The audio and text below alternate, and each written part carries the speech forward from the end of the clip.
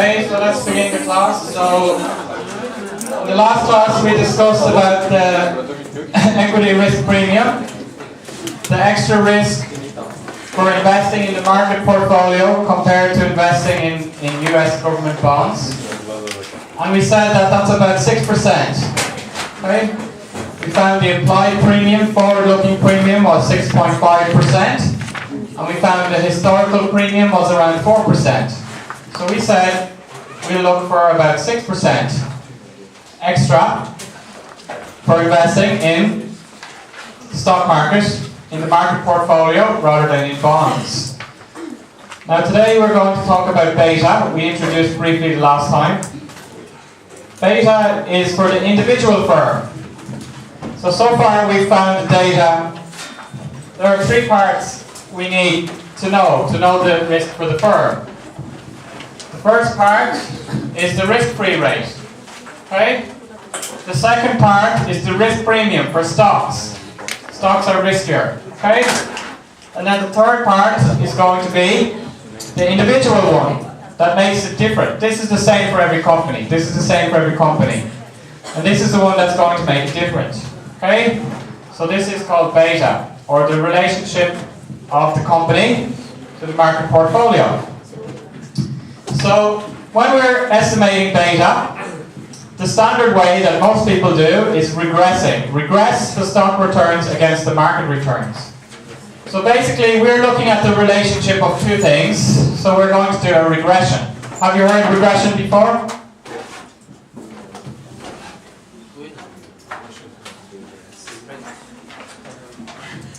How do you say regression in Korean? Does anybody know how to say regression in Korean? Can you find on neighbor Sajong? Regression? Twei-hing? Twei-hing? Do you understand Twei-hing? Have you done Twei-hing before? Have you seen Twei-hing before? No?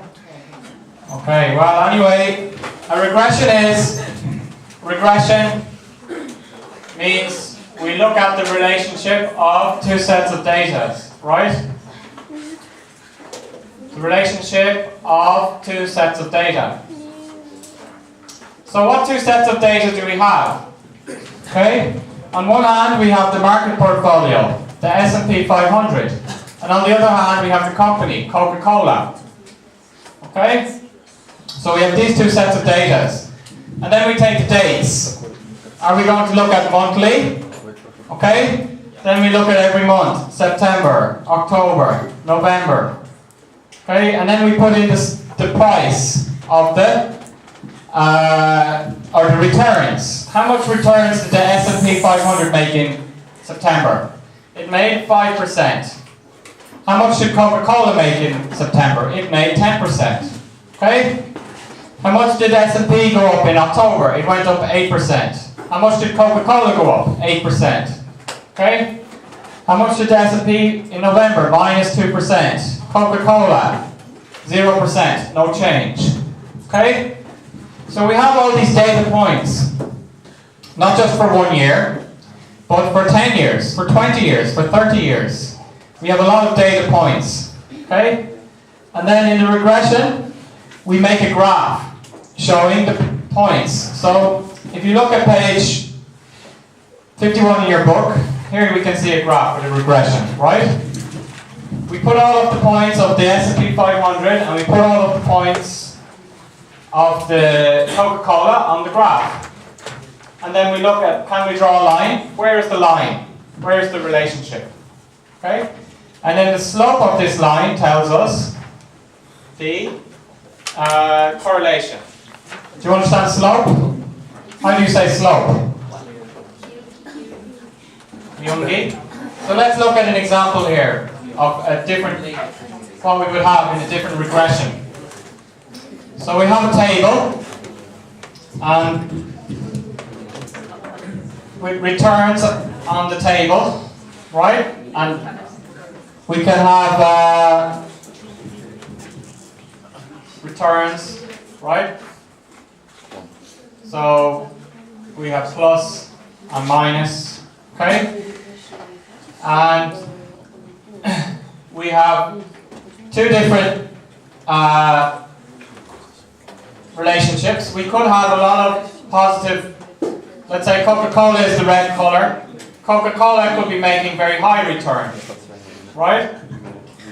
And then Coca-Cola is high here, Coca-Cola is low here. Then the S&P 500 could be the opposite, right? When Coca-Cola, so this is time here on this line, right? Time. So when Coca-Cola is high, maybe the S&P 500 is low, right? And then the other way around. So it's going to be hard to draw a line here. Maybe the line is here. 0. Slope of 0. Okay? On the other hand, if they have a similar relationship, okay, then we can draw a line through all of the points, and the line has a slope of about 1. Okay? Do you understand the slope? Okay? So this is a regression. It's putting all the points on the graph and trying to find the slope. So the slope of the regression corresponds to the beta of the stock and measures the riskiness of the stock. So the intercept is where the line, this line crosses the graph line. Okay? This provides a measure of performance during the period of the regression.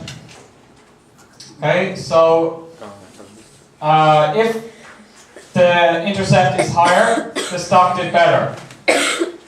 So if the intercept is down here, then the stock didn't do well, right? It's lower. But if the intercept is up here, higher, it means the stocks were doing well. So we can also measure if our stock is doing better than the other industries, same companies in the industry. This is called Jensen's alpha. So the R squared of the regression tells us how much risk is attributed to market risk, and the balance is firm-specific risk. So these are just data that we get from doing the regression. We need a computer program to do the regression, so you're not going to be able to do the regression. Okay? So just we should know what the different things mean. We run the regression. We're going to look at it in a minute. We run the regression. We can use a computer program to run the regression, right? And like this kind of computer program, okay? And then we get the data. So we just need to know, what does the data mean? What does alpha mean? What does R squared mean? Okay? What does, it tells us the beta. So we would use a service like Bloomberg. We need to pay money for this service, okay? For example, Bloomberg has all of the information. This is Disney, and this is the S&P index, okay? So Bloomberg has all the information about Disney. We don't need to go and find the returns for Disney every month. We can do that if we want, but somebody already did that, okay? Somebody already found the returns for all the companies. So that data is all in a big database, and we just pay money and use the database, okay? So we just say, when do we want our regression? From here then, 2003 to 2008, okay?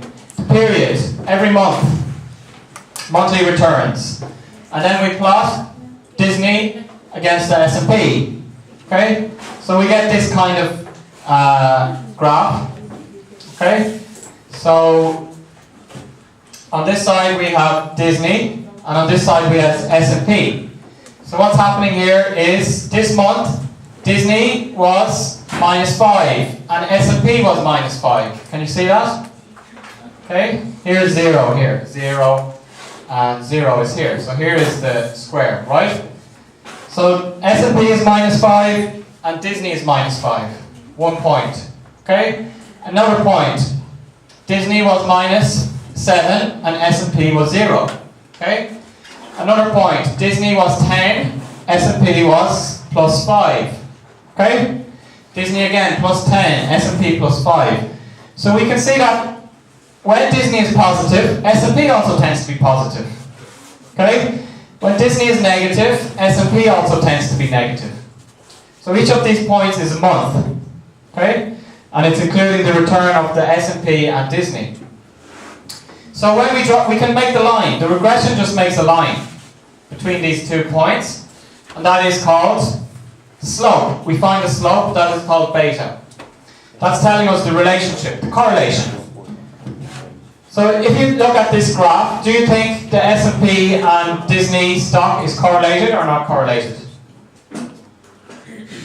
Correlated or not correlated? Correlated. Okay? So we can see the number is close to 1. 0.947. The number is close to 1. Okay, so that means that if we write our equation, we're going to have the risk-free rate was 2% for US government bonds, plus the implied premium, we said the last time was 6%, okay, multiplied by beta. If beta is 1, then the risk of Disney is 8%, which would be the same as the risk for the market portfolio, the S&P 500, okay? If it's 0.9, it's slightly lower, okay? So, Disney, in this case, we can see more or less the same as the market, just like Coca-Cola. So we can look at these different things we can find, right? We look at the example of Disney to try and understand the other factors in more detail, okay? So, when we set up the estimation, we said we decide on the estimation period. Usually they use about 2 to 5 years. The longer estimation period provides more data, but firms can change. We looked at Coca-Cola. Does Coca-Cola change its business much? So can we use a longer time or shorter time for Coca-Cola? Longer time, right? What about a company like Samsung? It wasn't even making smartphones 10 years ago. Should we use a longer time or shorter time? Okay, so we have to think about the business. Did it change or not? Okay? Then we decide, are we going to use daily, weekly, or monthly data? Okay? Shorter time has more observations, but more noise. Noise is created by stocks not trading, and that's going to bias all the betas towards 1. So some days, especially small companies, not many people trade the stock, so the stock price is not changing much. So it's better not to use daily, right? Especially for smaller companies. We can use weekly, or in this case, monthly data. What was the monthly return on the stock? What was the monthly return on the S&P? Then we can estimate the returns ourselves. We talked about estimating returns before. Return is the stock price at the end, minus the stock price at the beginning, plus dividends divided by the price at the beginning. So, that takes a while, right? So let's say we have Disney. We have the price at the end was 90. Okay, the price at the beginning was 80. The dividends were 2. Okay, so the price at the beginning was 80. So we get 90 minus 80 is 10 plus 2 over 80. Okay, equals 12 over 80. So how many times does 12 go into 80?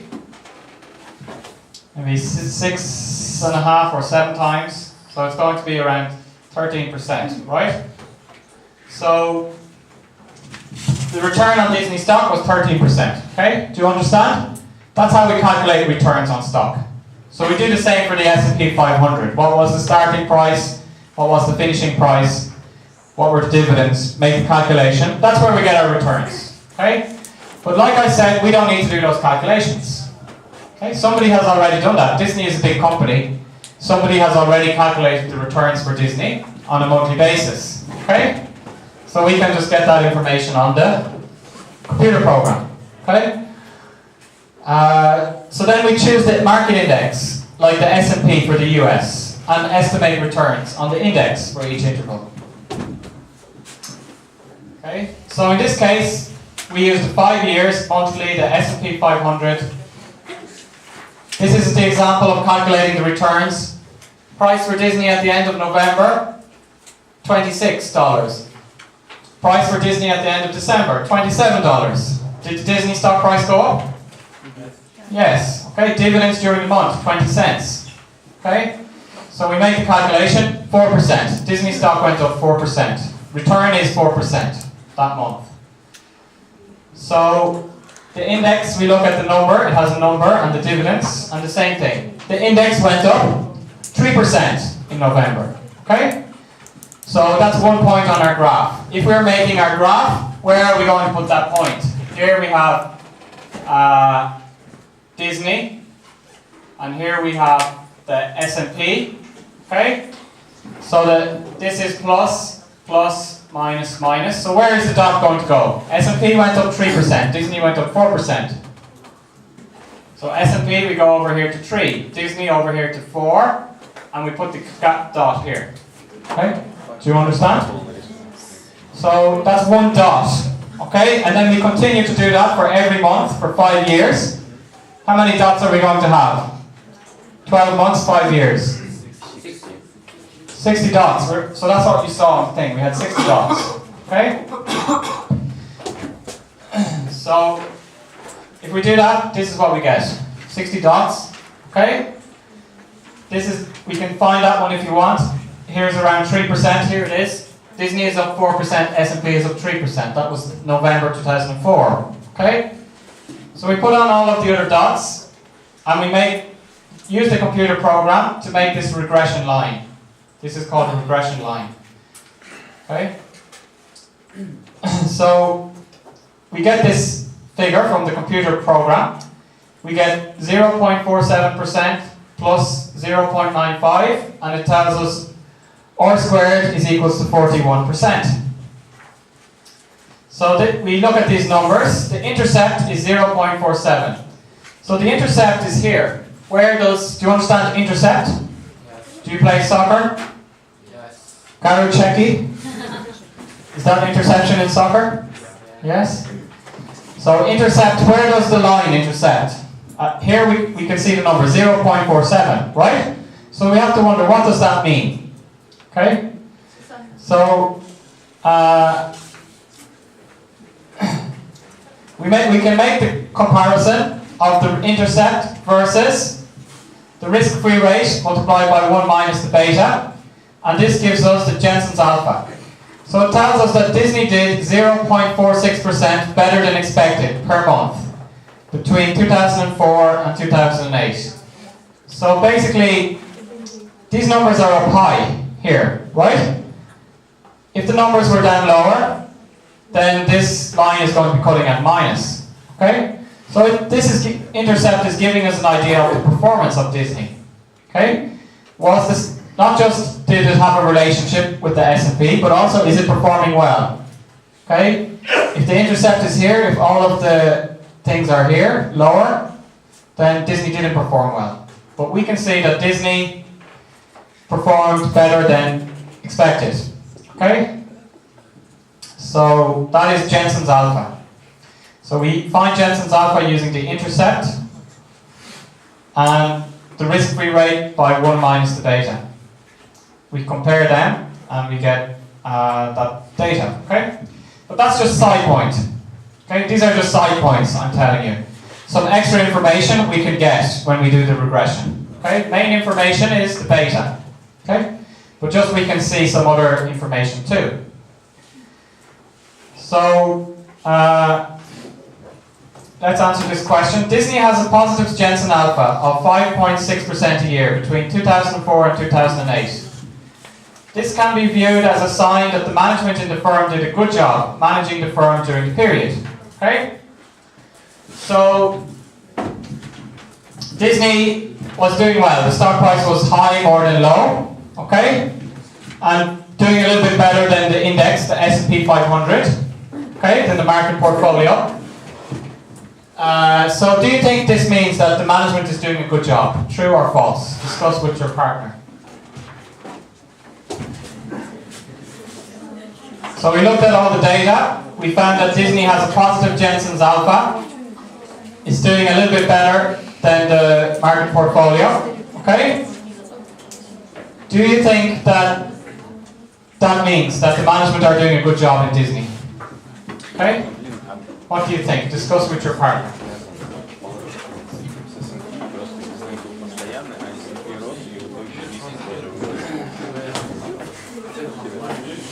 So just check your name and pass around the list. Okay?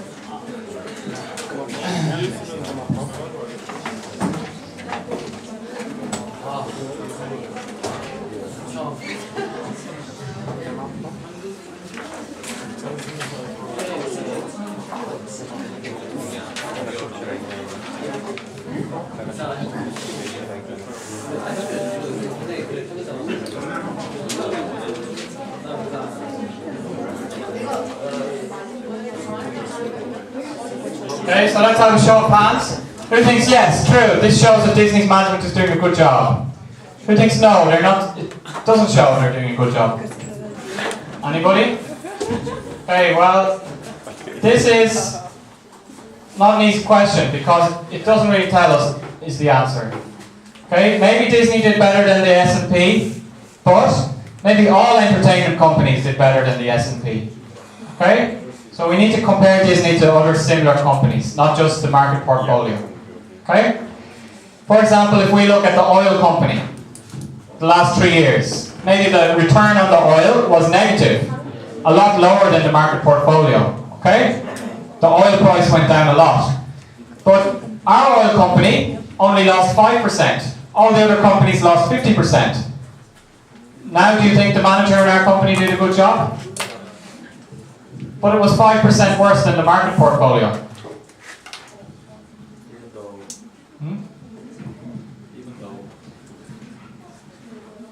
Even though it was 5% worse than the market portfolio, what? Management was good because the other oil companies lost 50%. You understand oil companies? So it could be the same for Disney. Movies could be really popular suddenly. Everybody's going to the cinema. All the other entertainment companies, stock price went up a lot. And Disney's stock price just went up a little bit. Okay? So Jensen's Alpha can tell us that something about the performance. We're performing well or not performing well, but in order to know if the managers are doing a good job, we need to compare against other industries, other companies in the same industry. Okay? So then the regression is the beta, the slope is the beta. Okay? Regressions are always estimated with error, standard error. So standard error is a statistical idea, which means that we're not sure it's 0.95. It could be between 1.1 and 0.8. Okay? Because we didn't have enough numbers. We just had 60 points of data. So maybe 60 points of data is not enough to make a very sure conclusion. So let's say that in this case, the error is 0.16, standard error. Okay? So assume that I ask you what Disney's true beta is after this regression. What's your best point estimate? So discuss with your partner. What range would you give me with 67% confidence and 95% confidence? So this is like a statistical question. Have you studied about statistics before? No? Okay, so basically, in this case,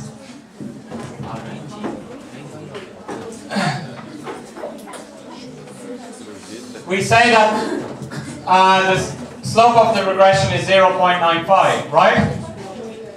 And then standard error is 0.16. So it means that it can be 0.95 plus 0.16 or minus 0.16 inside this range. So that's going to be 1 point equals 1.11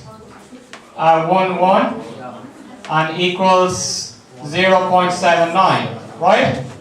So between 1.11 and 0.79, I can say with 95% confidence, right? Disney's beta is somewhere between here. Okay? Then this one is just 67% confidence. Okay? It's just a statistical way. Okay? This one is, because we have 16 is 32. So we can say with 67% confidence it's around here. Okay? But if we want to be 95% confident, or we're going to say Disney's beta is somewhere between 0.79 and 1.1. Okay? So just we want to understand that we're not 100% sure that this is Disney's beta from the statistical analysis. It's somewhere between 0.79 and 1.1 because of the standard error. Okay? Then the next number we saw in the computer program was R squared. So we want to figure out, what does R squared mean? So we saw that just R squared came out here. Maybe you can't see well because of the light, but it says here R squared equals 0.39. Okay? So the R squared tells us about market risk and firm risk. Okay? So it implies that 41% of the risk at Disney comes from market sources. 59% therefore comes from firm-specific sources. Okay? So the firm-specific risk is diversifiable and will not be rewarded. So this is also, because we're looking at Disney's relationship with the market, okay, we can get this kind of how much of the risk at Disney is market risk information. Okay, so let's have a look at what this means for you. You are a diversified investor and you're trying to decide whether you should invest in Disney or Amgen. They both have betas of 0.95, the same beta, but Disney has an R squared of 41%, whereas Amgen's R squared is 20%. Which one would you invest in? So just to look back again, Disney, we said 41%. So 41% is market risk. Okay, and 59% is the firm-specific risk. Okay, so then Disney, for Amgen, 20% is the market risk and 80% is the firm-specific risk. Okay, so you are a diversified investor. Which company are you going to invest in? Amgen, Disney, or you would be indifferent? So discuss with your partner. What do you think?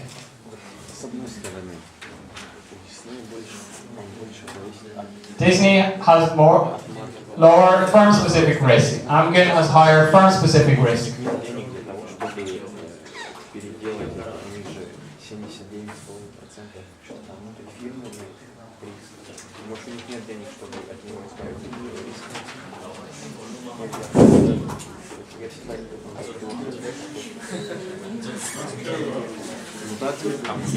Okay, so let's just have a show of hands.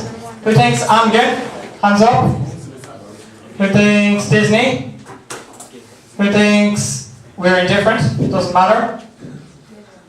Okay, so the answer here is we're indifferent. We're diversified investors. Okay?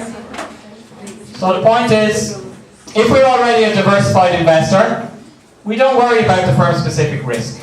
They have higher firm-specific risk than this one. We're a diversified investor, we don't mind. Okay? But if we're not a diversified investor, which one are we going to prefer to invest in? We're not diversified. Do we want to invest in the firm with higher firm-specific risk or lower firm-specific risk? Lower, right? If we're not a diversified investor, we're going to want to invest in Disney, which has a lower firm-specific risk, right? But not Amgen, which has a higher firm-specific risk. But because we're diversified, we don't care. We already diversified, we invested in a lot of different companies, so firm-specific risk doesn't affect us. So this R squared is more relevant for non-diversified investors. Okay? It tells us how much is firm-specific risk in the company. So we saw this estimation.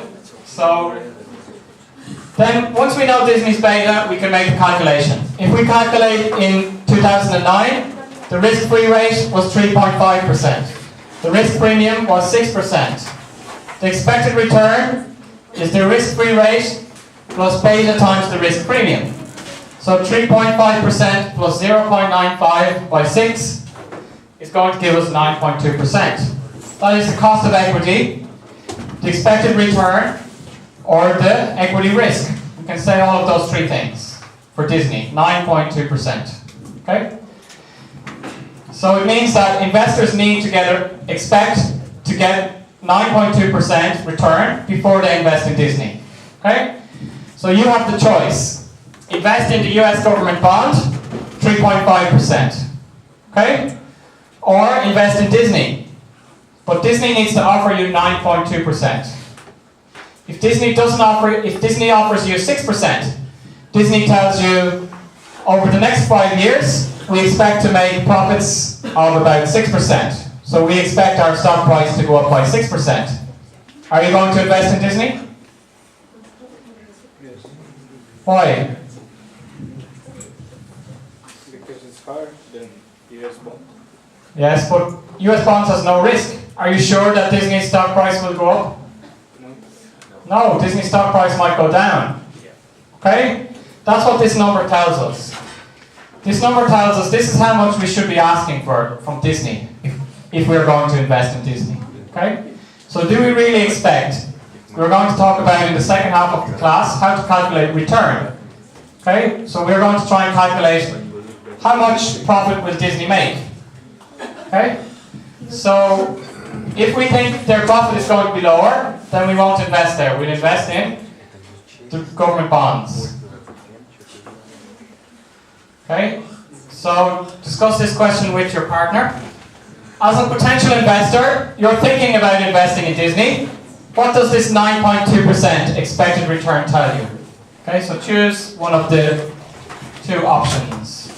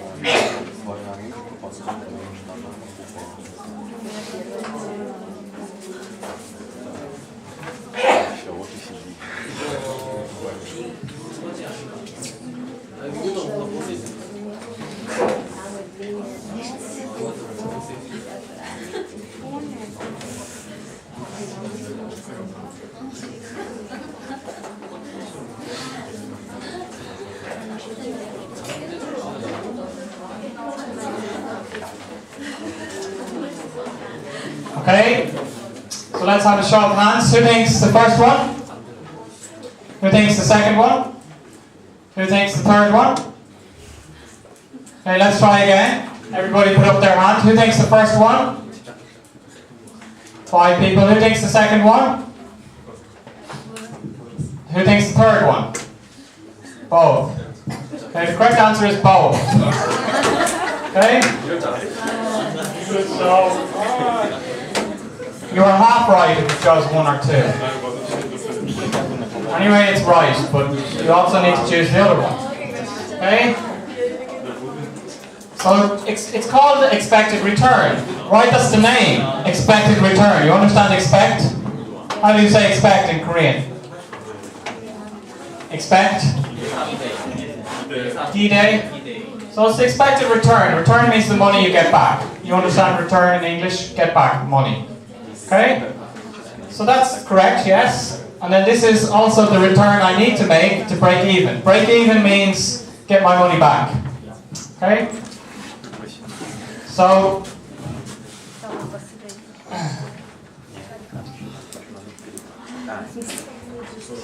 next question. Assume you are an active investor and your research tells you, you do some research and talk to the analysts and the experts. You see Disney has some new movies. What's the new movie for Disney?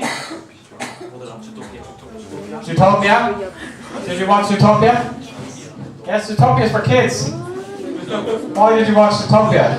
How old are you? Huh? How old are you? 23? Was it fun? Yes? Okay, that's okay. Did you buy any of the Zootopia product? In your room, do you have the wallpaper Zootopia? Bed clothes Zootopia? Huh? No? Okay. So, anyway, you looked at that kind of movie and you think, oh, Disney's going to do well, they're going to make 12% over the next 5 years. Are you going to buy the stock or sell the stock? Discuss with your partner.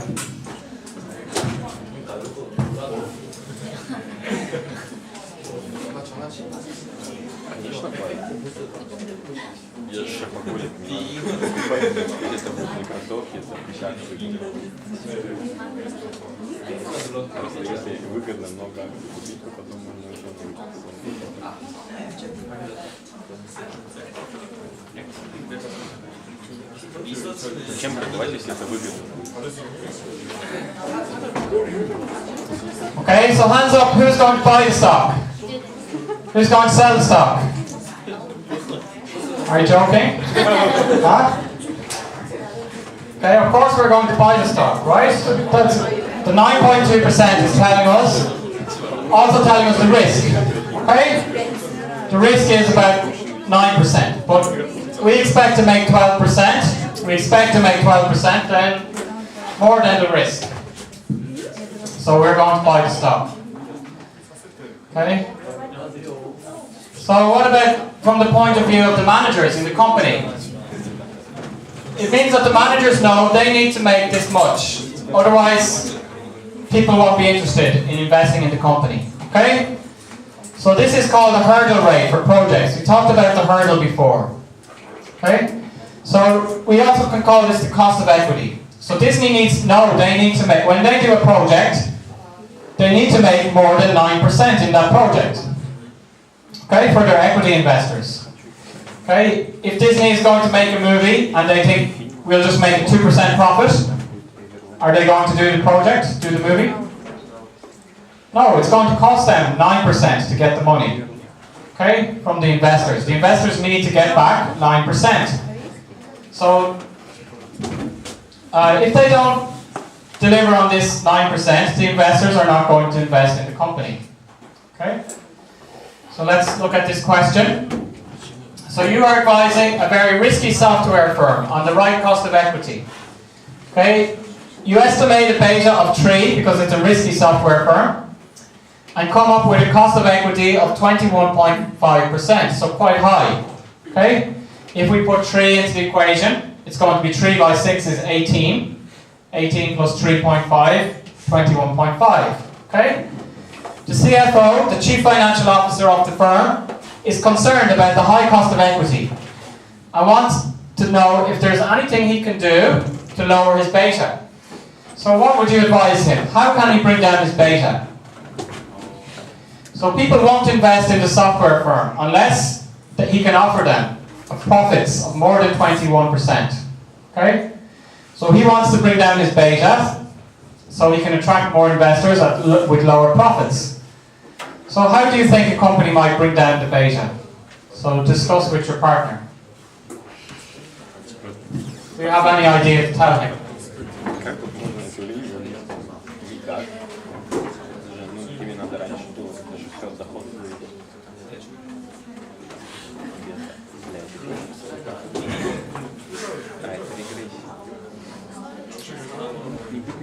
Хорошим экономистом.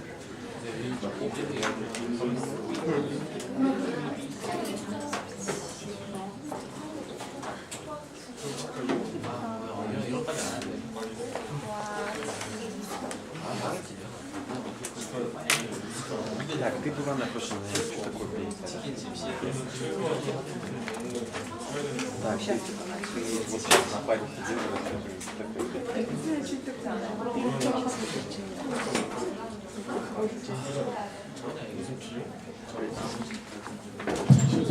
Okay, does anyone have any suggestion for the CFO? How can he make a lower beta? Finding more investors. Finding more investors? No? Yeah. Anything else? Other All the investors are going to be the same. They say this firm is risky. He needs to offer us more than 20% profits, or we're not going to invest there. So how can he bring down his beta? What do you think? Why is the beta high? It's a risky business. So how can he bring down the beta? Trading rate. Give up? Anything else? Go home and watch TV? Increasing rating in Diversify his business. Diversified business, right? What kind of safe business could he diversify into?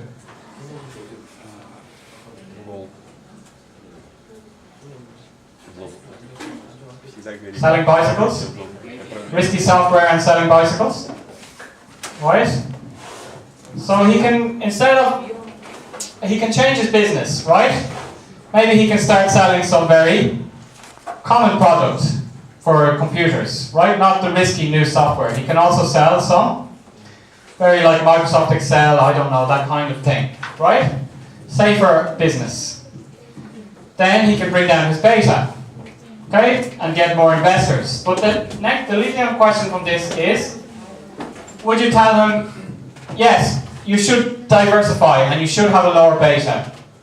Or would you say, no, it's okay?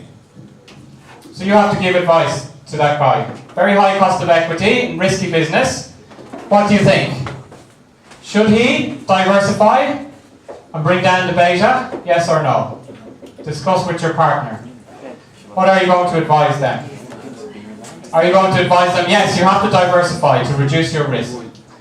Or are you going to say, no, it's okay, don't need to diversify?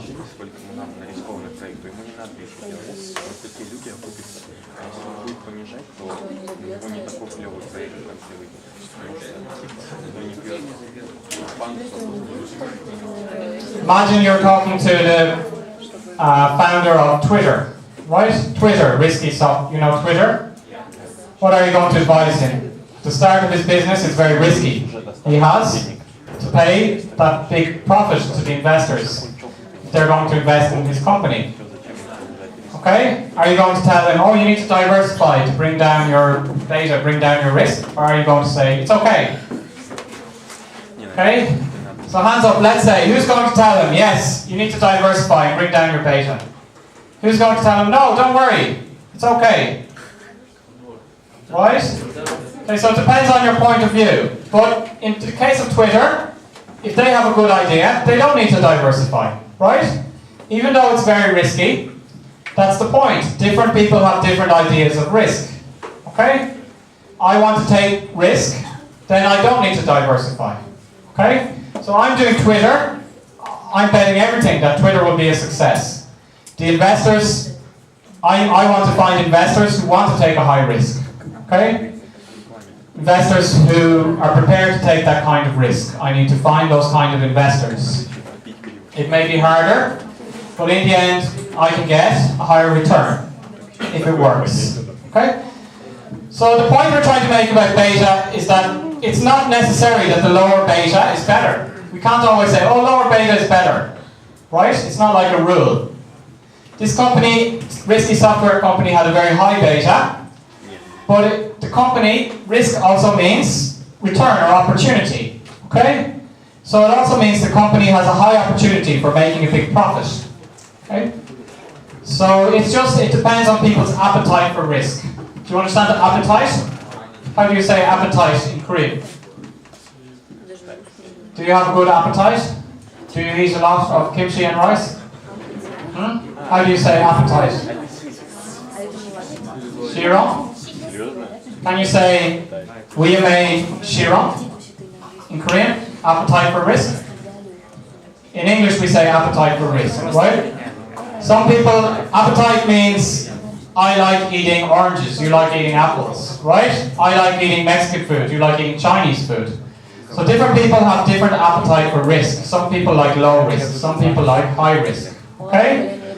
So we can't say just high risk is bad and low risk is good, okay? High risk means higher return, low risk, lower return. So then let's take a break now for 10 minutes. надо тыкнуть килограмм.